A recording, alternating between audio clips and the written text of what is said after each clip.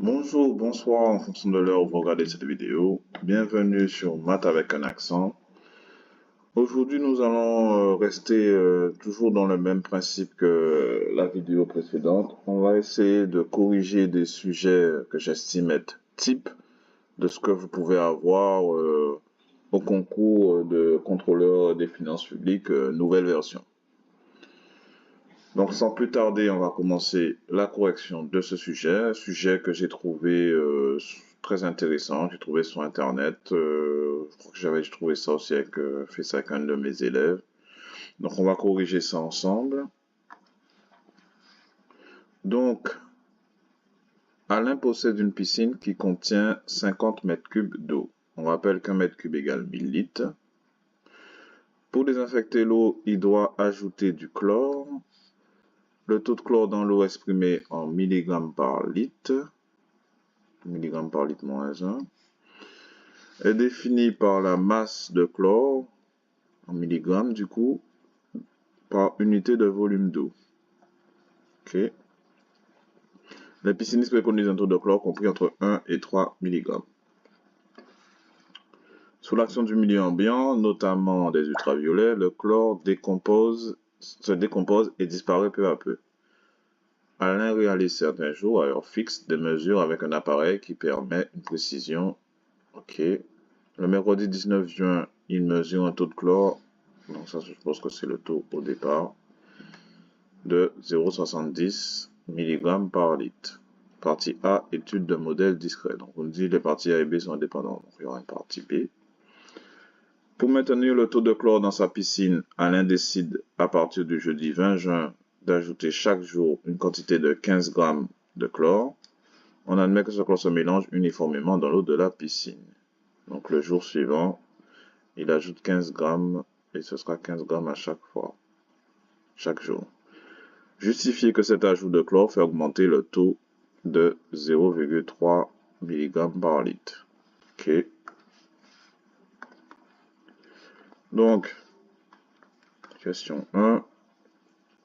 Donc on ajoute 15 grammes de chlore. Donc 15 grammes, c'est combien de milligrammes déjà?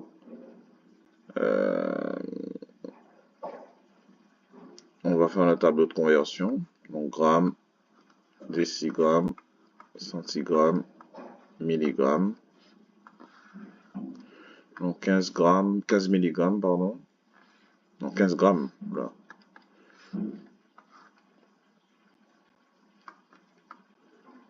Décagrammes qu'on aura ici. Donc 15 grammes, ça va te faire 15 000 milligrammes. Ok. Donc on rajoute 15 000 milligrammes.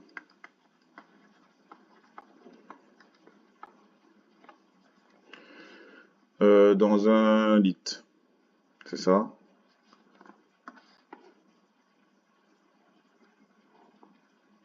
Dans un litre d'eau. Non, il y a combien? C'est quoi le volume? Donc 50 millilitres d'eau. 50 litres d'eau, pardon. 50 000 litres d'eau. Puisque 50 mètres cubes, ça fait 50 000 litres. Puisqu'un mètre cube fait 1000 litres. Donc ça nous fait du coup. Donc on ajoute. Donc ajouter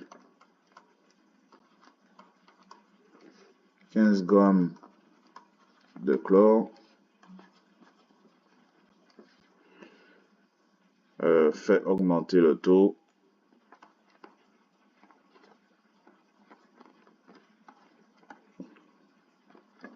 de, du coup, 15 000 divisé par 50 000.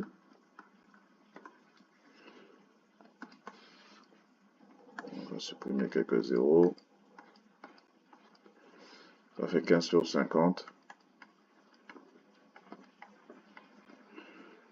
Ce qui fait 5 fois 3 sur 5 fois 10. Ça fait donc 0,3 mg par litre. Ok. Question suivante. Pour tout antinaturel N, on note Vn, le taux de chlore, en milligrammes par litre. Et donc le taux de chlore, ce sera la suite Vn, obtenu avec ce nouveau protocole N jours après le mercredi 19 juin, avec V0 égale 0,07. On admet que pour tout antinaturel, donc on donne la relation de récurrence de cette suite. Montrer par récurrence que pour tout anti-N, Vn plus 1 est compris entre Vn et 4. On va faire notre démonstration par récurrence.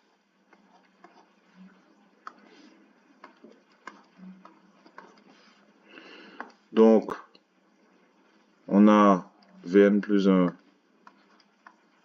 notre relation de récurrence égale à 0,92 Vn plus 0,3 avec V0 égale 0,7. Donc, notre démonstration par récurrence, on va la commencer comme suit. Donc, on va dire soit Pn, la proposition,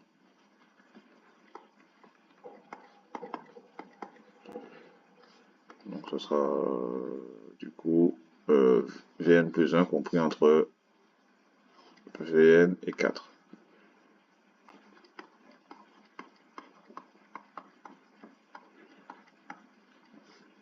Ok, donc c'est des inégalités non strictes. Hein. Donc, première étape de la démonstration par récurrence. Enfin, on va faire les choses bien. Il faut toujours bien rédiger une démonstration par récurrence. Démontrons, parce que c'est ce qu'on veut faire, hein, que Pn est vrai par récurrence.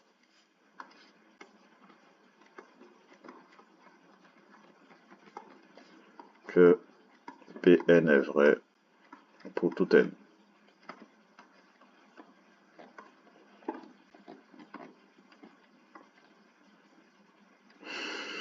Donc, étape 1, l'initialisation. Donc, qu'est-ce qu'on a? On a V0 égale 0,7. V1 va être égal à 0,92 V0 plus 0,3.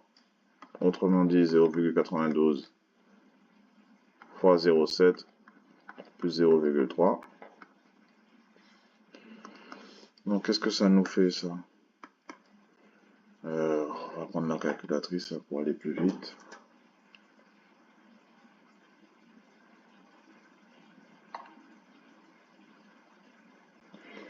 Alors, 0,92 fois 0,7, on aurait pu faire directement, mais on va essayer de gagner du temps. 0,92. Ah. Des fois, la calculatrice, je fait perdre plus de temps. D'où l'intérêt d'être plutôt à l'aise en calcul mental. Donc, ça nous faisait directement 0,944. Donc, bah, du coup, l'initialisation est vérifiée. Hein. Donc, on a V0 qui est inférieur ou égal à V1 qui est inférieur ou égal à 4. Donc, P0 est vrai. Deuxième étape, l'hérédité. On est d'accord que si la première étape n'est pas vérifiée, on ne peut pas faire la démonstration par récurrence. Hein. Il faut avoir ça en tête. Donc, l'hérédité, on va définir une hypothèse de récurrence. Donc, on suppose que la proposition Pn est vraie pour un entier n.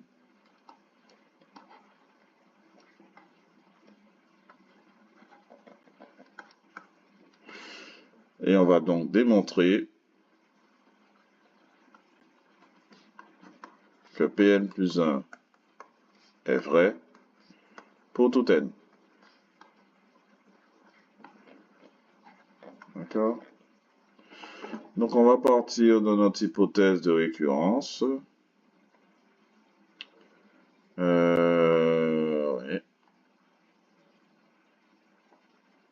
C'est ça, Vn. Ok. Donc on a Vn plus 1 qui est compris entre Vn plus 1 et Vn et 4. Pardon. Donc qu'est-ce que ça veut dire? Si je multiplie par 0,92 de toute l'inégalité, donc ça fait 0,92 Vn est compris entre 0,92 Vn plus 1 et 4 fois 0,92.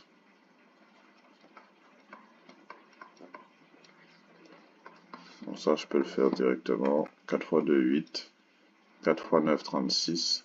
Ça fait 3,68. Ok. Ce qui donne, moi j'ajoute 0,3.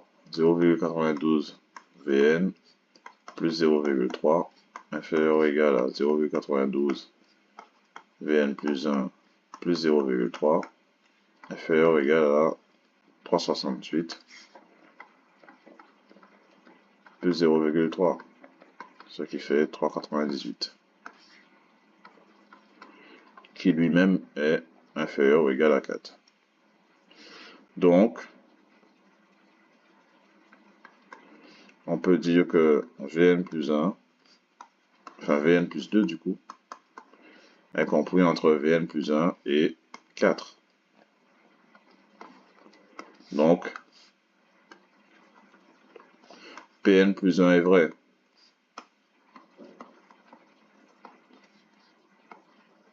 Pour tout n. Conclusion. Dernière étape de cette démonstration par récurrence. Par hérédité, ou par récurrence, hein. On va dire par récurrence. Par récurrence, Pn est vrai pour tout n.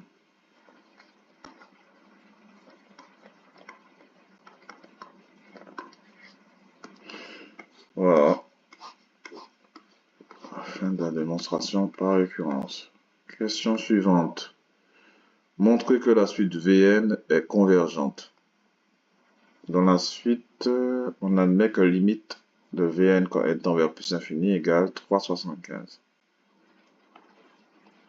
Donc, en démontrant par récurrence que Vn plus 1 est compris entre Vn et 4, ça nous permet d'avoir beaucoup d'informations. Vn plus 1 est plus grand que Vn. C'est ce que ça veut dire, que forcément la suite Vn, elle est croissante. Et elle est stricte inférieure ou égale à 4. On nous dit même que la limite de Vn est égale à 375 quand n tend vers plus infini. Donc logiquement, bah, on a tous les éléments pour dire que la suite converge en utilisant le théorème de convergence monotone. Donc, question 3b. Donc, on a Vn plus 1 compris entre Vn et 4. Alors, qu'est-ce que ça veut dire du coup que la suite Vn est croissante et majorée. Ok. Or, d'après le théorème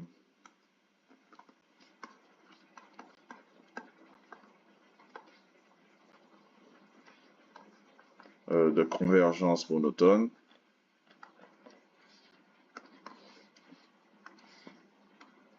ça s'appelle comme ça, hein. Toute suite croissante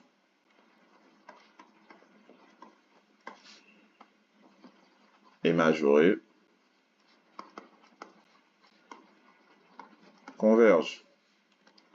J'insiste peut-être un petit peu sur la rédaction parce que franchement, je pense que c'est ça qui fera la différence. Si le sujet n'est pas trop difficile, difficulté même facile ou moyenne, il faudra faire la différence avec la rédaction. C'est ça un concours, hein. Vous avez donc des concurrents et au-delà du résultat trouvé, pour avoir la meilleure note possible, il faudra faire preuve d'une belle rédaction. Donc, ben, la suite Vn est convergente. Tout simplement. Si vous avez des questions à ce stade de l'exercice, n'hésitez pas à me laisser un commentaire en dessous de cette vidéo. Dernière question de cette partie A. À long terme, le taux de chlore sera-t-il conforme à la préconisation des piscinistes? Ben, les piscinistes, ils nous disaient qu'il fallait un taux entre 1 et 3 mg. Or, on voit que la limite quand n tend vers plus infini de Vn, autrement dit, du taux de chlore, est égal à 3,75, donc il dépasse les préconisations des piscinistes. Bah, donc on peut dire que le taux de chlore à long terme ne sera pas conforme. Tout simplement. Donc on va essayer de rédiger ça en bon français.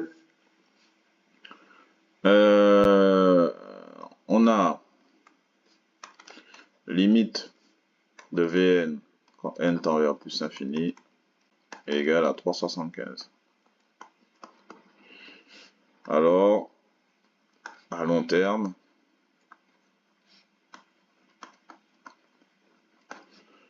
en utilisant ce modèle discret,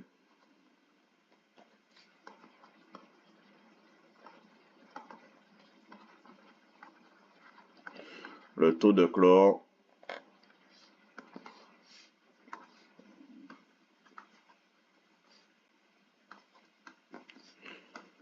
sera de 3,75. Or, donc on est en milligrammes par litre. Or, les piscinistes préconisent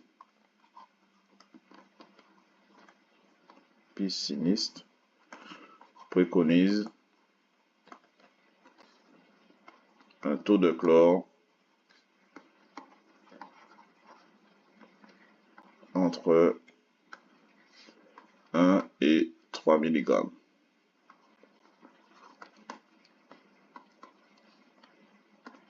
Donc,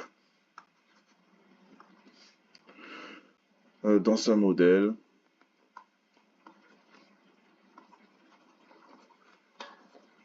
à long terme,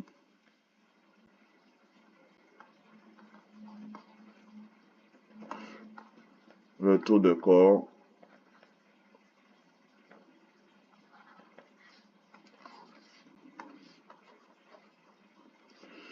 ne sera pas conforme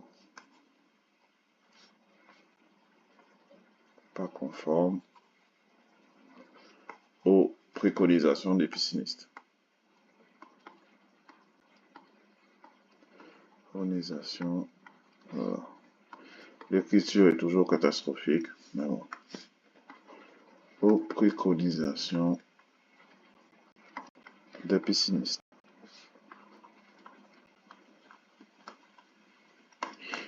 Ok. Alors, on va tout de suite passer à la... Donc, partie B. Alain décide de faire appel, toujours le même Alain, à un bureau d'études spécialisé. Celui-ci utilise un modèle continu pour décrire le taux de chlore dans la piscine. Donc là, on va utiliser un modèle continu.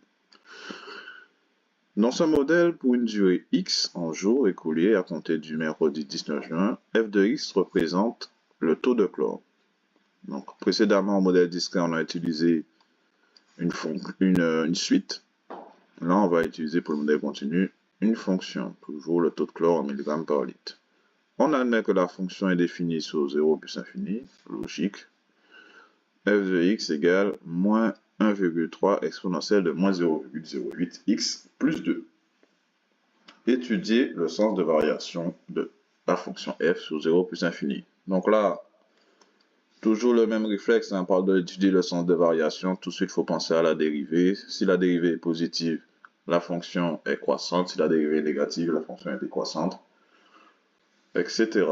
Donc, on a f de x qui est égal à moins 1,3 exponentielle de moins 0,08x plus 2. Et l'ensemble de définition de la fonction f, c'est 0 plus infini. Donc pour tout x appartenant à l'ensemble de définitions, on aura donc f' de x qui va être égal à quoi? À moins 1,3 multiplié par moins 0,08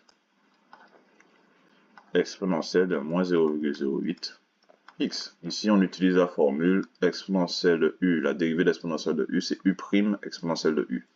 Et étant donné qu'on avait déjà une constante multipliée avant, ben, la dérivée d'une constante fois une fonction est égale à la constante multipliée par la dérivée de la fonction.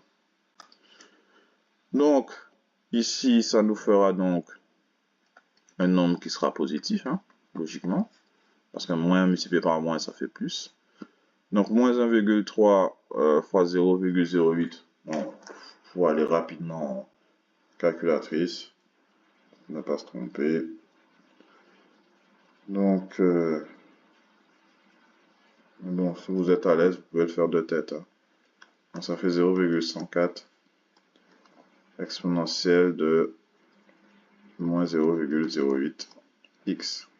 On n'était même pas obligé de le calculer. Hein. On pouvait tout simplement dire au stade précédent que c'était strictement positif, puisque la fonction exponentielle est strictement positive, et moins fois moins, ben, ça fait quelque chose de positif. Donc, la fonction f est croissante sur l'intervalle 0 plus infini. Ok? Donc, oui, on peut faire le tableau hein, de variation. C'est pour cette question, est-ce que c'était réellement indispensable? Selon moi, pas nécessairement. Mais si on regarde la question suivante, ça va peut-être nous aider. Bon, je vais quand même faire le tableau de variation. Donc, on est sur 0 plus infini. La fonction, elle est dérivée, elle est strictement positive. Et la variation de la fonction, c'est une fonction qui sera croissante.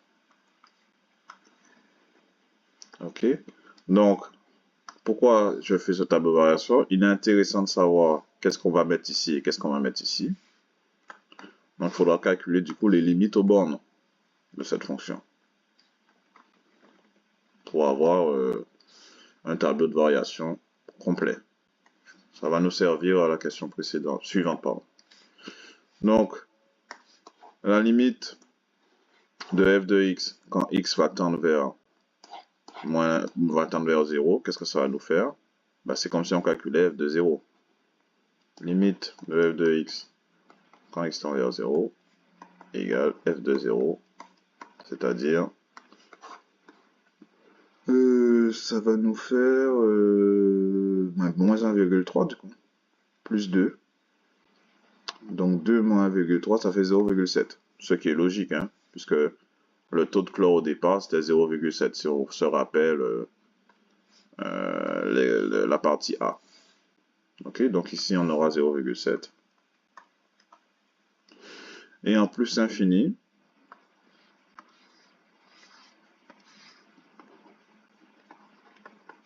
quand x tend vers plus infini, ça va être égal à quoi?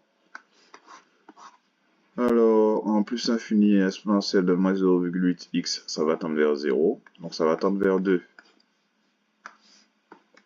On va le préciser car limite l'exponentielle de moins 0,08x quand x tend vers plus infini égale 0.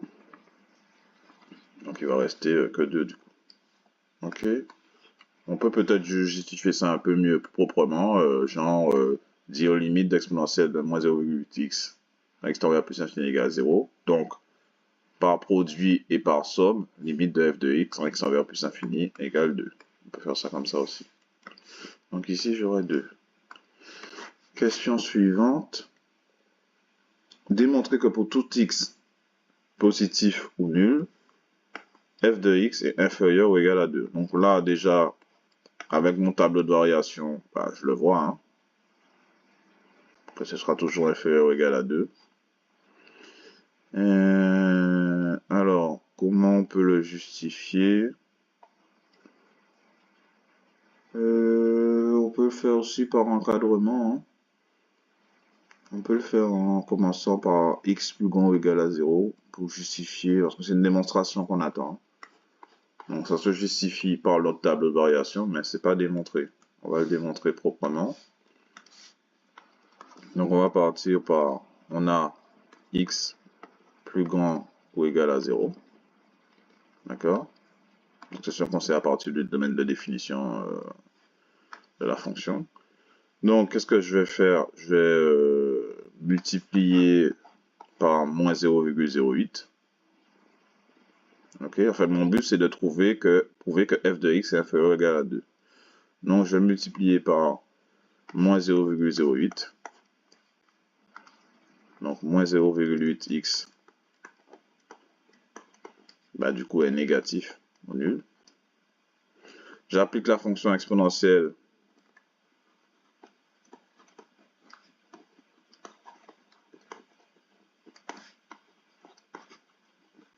Donc, ça nous donne quoi? La fonction exponentielle, c'est une fonction qui est croissante. Donc, ça nous donne que exponentielle moins 0,08x est négatif. Est inférieur ou égal à exponentielle de 0. C'est-à-dire 1. D'accord? On continue. Je rajoute, je multiplie par moins 1,3, qui est négatif. Donc ça me fait moins 1,3 exponentielle de moins 0,08x supérieur ou égal à moins 1,3. D'accord? Et je rajoute du coup 2, hein, plus 2.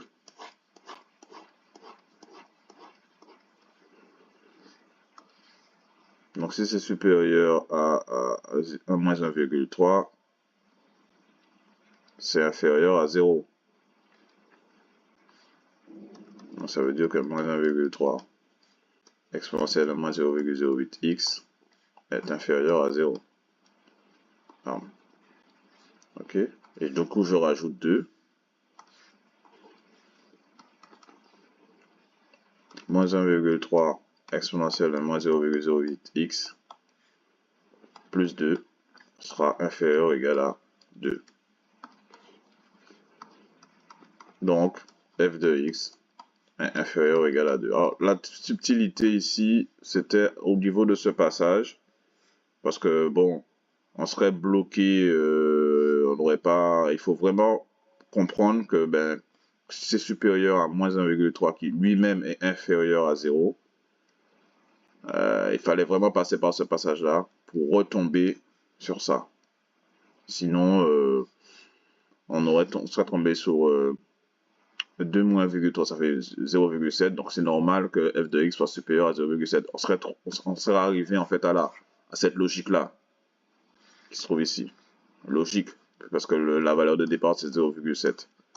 Donc pas de problème. Mais arriver à ce stade, comprendre que effectivement, que moins 1,3 exponentielle de moins 0,8x est négatif. Donc logiquement, quand on rajoute 2, ce sera inférieur ou égal à 2. Ok? Tout simplement. Donc c'est ce qu'il fallait démontrer. Et dernière question. Données sans justifier au bout de combien de jours le taux de chlore dans la piscine dépasse pour la première fois 1,5 mg par litre. Alors ça, va falloir aller sur sa calculatrice. Hein. Déjà, sont 10 données sans justifier. Au bout de combien de jours le taux de chlore dans la piscine dépasse pour la première fois 1,5 mg. Donc ce qu'on va faire, on va aller en fonction de votre calculatrice, hein, Numors, Casio ou Texas Instruments. Hop, de toute façon, je vais y aller. Je vais vous copier les résultats. Donc, je vais aller sur la partie graphe. de la calculatrice. Je vais utiliser la Numworks, ce sera plus joli. Ça fonctionne le même principe hein, sur une autre calculatrice. Hein. Je vais dans Graph, je mets la fonction. La fonction c'était quoi? Donc c'était moins 1,3. Moins 1,3 multiplié par exponentielle de moins 0,08x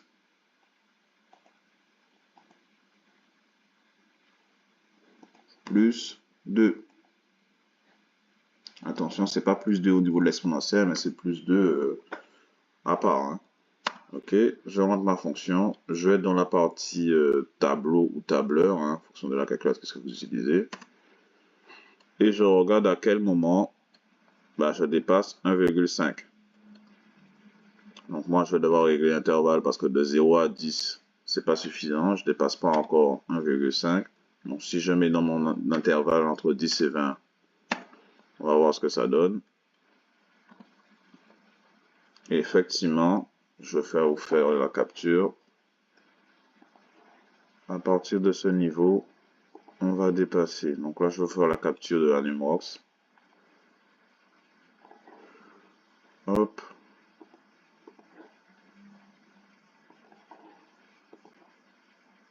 Et voilà. Donc si vous voyez sur la capture, donc c'est à partir de lorsque x égale 12, hein, donc autrement dit au bout de 12 jours,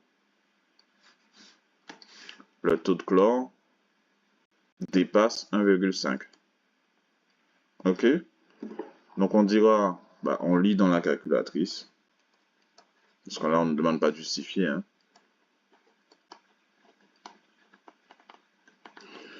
Donc la question c'était qu'au bout de 12 jours, le taux de chlore de la piscine dépasse pour la première fois 1,5 mg par litre.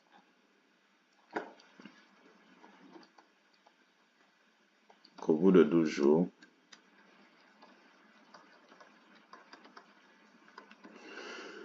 le taux de chlore dépasse 1,5 mg par litre. Ok. Alors, je me rends compte que j'ai oublié de répondre à une question. On me demandait d'interpréter ce résultat. Vous avez vu dans le modèle discret, on dépassait le taux préconisé par les piscinistes. Là, on est bien entre 1 et 3 mg par litre. Donc, on peut dire du coup que à long terme,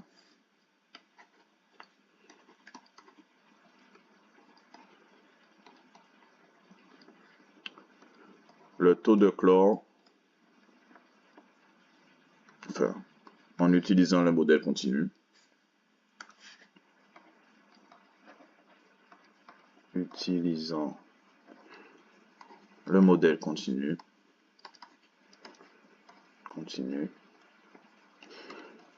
taux de chlore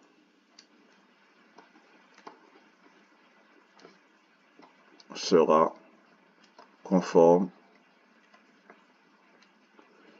au taux préconisé par les piscinistes.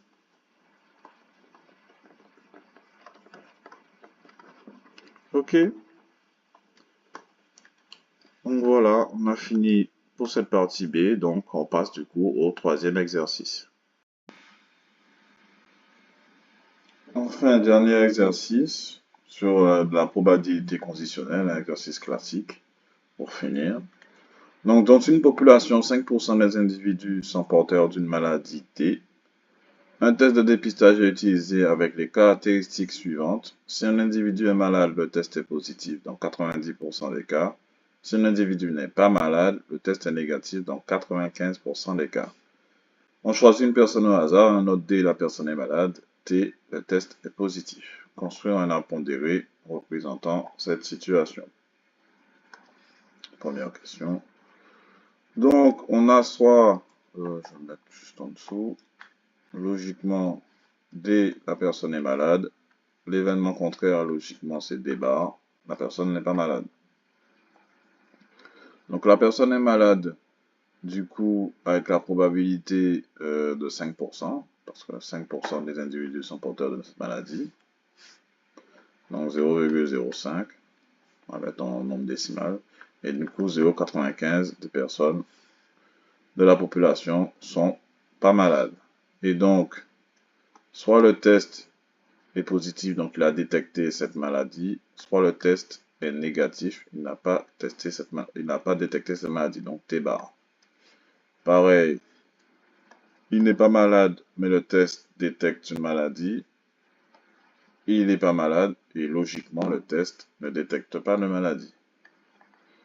Donc, en termes de probabilité, si un individu est malade, le test est positif dans 90% des cas. Donc ça, c'est la logique qui devrait être. Et donc, il y a 0,10, donc 10% dont la maladie n'est pas détectée. Si un individu n'est pas malade, le test est négatif dans 95%. Donc ici, test négatif, logiquement, et il y a une part de test positif, donc 5%. Ok, donc ça c'était la première question. On est dans notre arbre complet. On nous demande ensuite calculer la probabilité de P de D inter T. Donc, vous comprenez tout de suite que c'est cette branche-là, du coup. P de D inter T. Donc, P de D inter T, si on utilise la formule des probabilités conditionnelles, c'est P de D multiplié par P de T sachant D. Donc, ça nous fait donc 0,05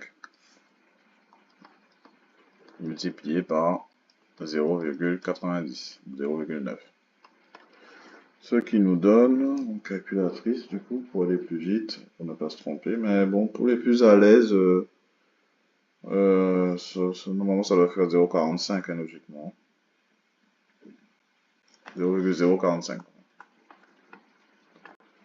Ok. Ensuite, on nous demandait la probabilité que la personne, que le test soit positif, donc P de T. Donc P de T, bah, ça va être toutes les branches qui nous ramènent à T. Donc, c'est la formule des probabilités totales. Donc, d'après la formule,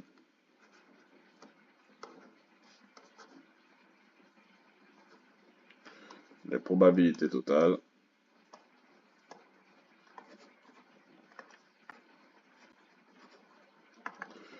P de T va être égal à P de D inter T plus P de D bar inter T.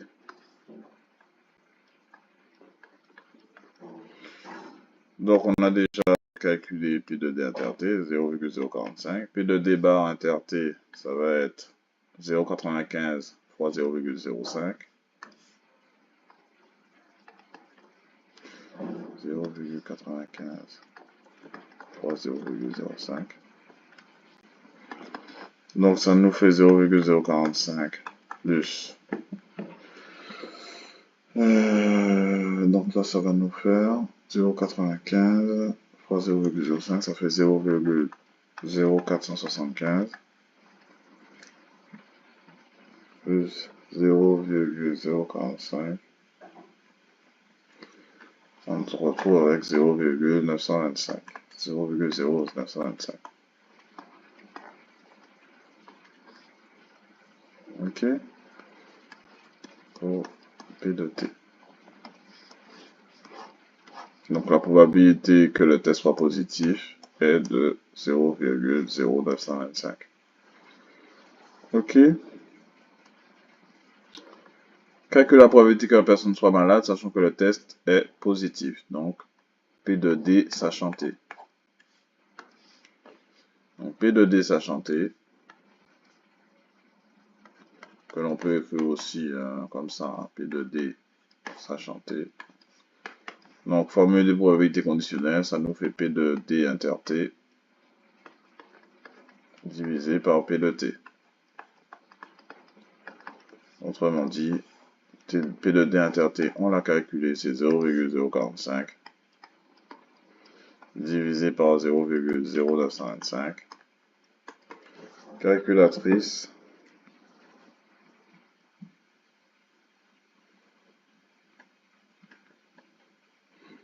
Divisé par 0,0925. Ça nous fait environ, on demandait avec 10 puissance moins 3 près, je crois. Ouais. 0,486. Ok. Donc voilà. Fin de ce sujet type. Si vous avez des questions, n'hésitez pas à me laisser un commentaire en dessous de cette vidéo. Je continuerai à en faire encore d'autres exos, à corriger d'autres exotypes pour vous préparer du coup à cette épreuve, hein. Donc n'hésitez pas à laisser un pouce j'aime pour cette vidéo pour que d'autres personnes puissent savoir et à vous abonner. Ciao ciao!